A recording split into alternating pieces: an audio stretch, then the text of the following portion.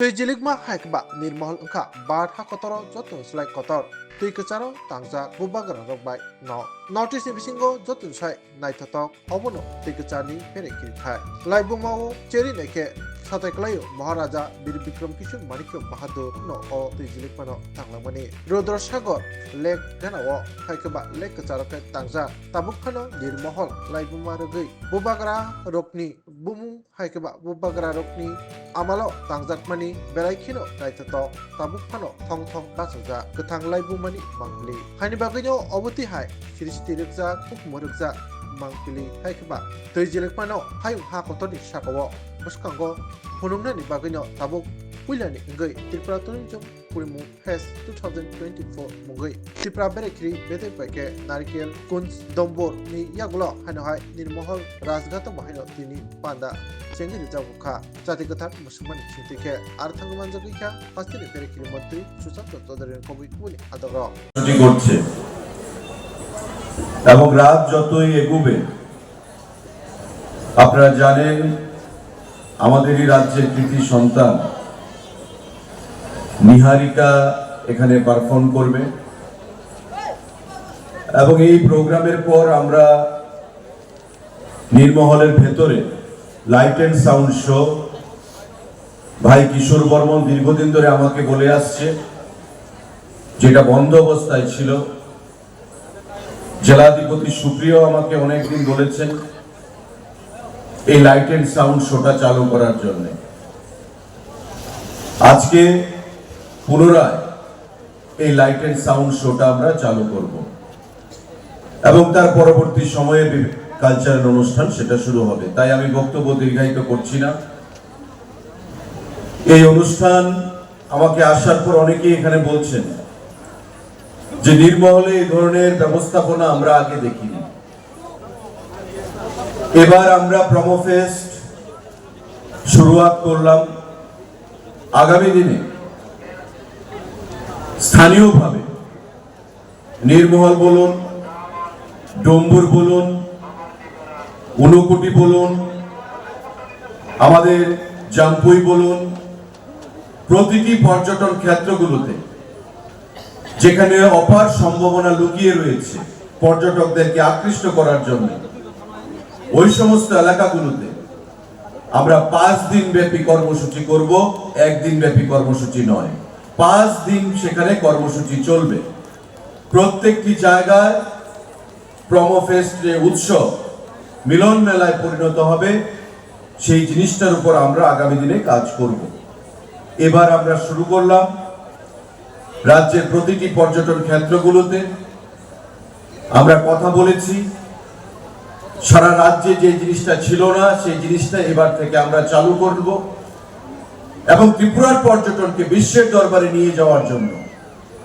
সারা বিশ্বের বিভিন্ন প্রান্ত থেকে যাতে পর্যটকরা এখানে আসেন তার জন্য একদিকে যেমন আমাদের পরিকাঠামোগত উন্নয়ন তৈরি হচ্ছে আমাদের ছবি মুড়া ৬২ কোটি টাকা খরচ করে সেখানে নতুন পরিকাঠামো তৈরি হচ্ছে আমাদের ঊনকোটির সোনামুখীতে যে ঊনকোটি বিশ্বের পর্যটকদেরকে আকৃষ্ট করে সেখানে থাকা খাওয়ার কোনো বন্দোবস্ত ছিল না বিগত দিনে আজকে সেখানে আমরা ৭০ কোটি টাকা ব্যয় করে নতুন আমরা পরিকাঠামো গড়ে তুলছি যাতে করে বিশ্বের বিভিন্ন প্রান্ত থেকে রাজ্যের বিভিন্ন প্রান্ত থেকে পর্যটকরা সেখানে গিয়ে স্বাচ্ছন্দ্য বোধ করে জম্পুইকে নিয়ে আমাদের একটা বিশাল চিন্তা ভাবনা রয়েছে আগামী দিনে এবং নির্মহলকে নিয়েও আগামী দিনে আমাদের একটা বিশাল চিন্তা ভাবনা রয়েছে এখানে গত কয়েক মাস আগে যে আমাদের অনুষ্ঠান ছিল সেই অনুষ্ঠানে এসে আমরা বলে গেছিলাম যে বন্যার জন্য আমরা নৌকা উৎসব করতে পারিনি ভাই কিশোর বর্মন প্রতিনিয়তই আক্ষেপের সুরে বলেন যে অনেক জল এবার ত্রিপুরা রাজ্যের মানুষ আমরা বন্যার মাধ্যমে দেখেছি তাই মনে অনেক ব্যথা এই এলাকার মানুষের মনে অনেক ব্যথা রাজ্যের মানুষের মনে অনেক ব্যথা আর আমরা বলি যে ব্যথা নিয়ে সব সময় চলা যাবে না আনন্দের পর সেখানে দুঃখ আসবে দুঃখের পর আনন্দ আসবে ধারাবাহিকভাবে চলতে থাকবে দিনের পর যেমন রাত আসবে রাতের পর দিন আসবে সব সময় দুঃখের মধ্যে নিজেকে আবদ্ধ রাখলে চলবে না আনন্দের মধ্যেও থাকতে হবে আজকে পর্যটন দপ্তর সেই কথা মাথায় রেখে এই প্রমোফেস ট্যুরিজম প্রমোফেস 2024 আমরা সেটা সূচনা করেছি। আগামী বছর থেকে আমরা এই প্রমোফেস সেখানে আয়োজন করব। আমরা চাইছি নাগাল্যান্ডে যেমন হর্নবিল ফেস্টিভ্যাল, সারা বিশ্ব থেকে মানুষ আসে এবং সারা বিশ্বের মানুষ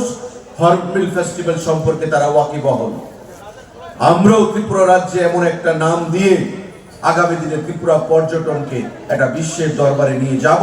এবং বিশ্বের বিভিন্ন প্রান্ত থেকে এই সময় ত্রিপুরা রাজ্যে পর্যটকরা আসবেন ত্রিপুরা ভ্রমণ করার জন্য। আগামী 2 বছরের মধ্যে দপ্তর থেকে আমরা যে লক্ষ্যমাত্রা রেখেছি, আগামী 2 বছরের মধ্যে ত্রিপুরা রাজ্যের পর্যটনকে একটা নতুন মাত্রায় নিয়ে গিয়ে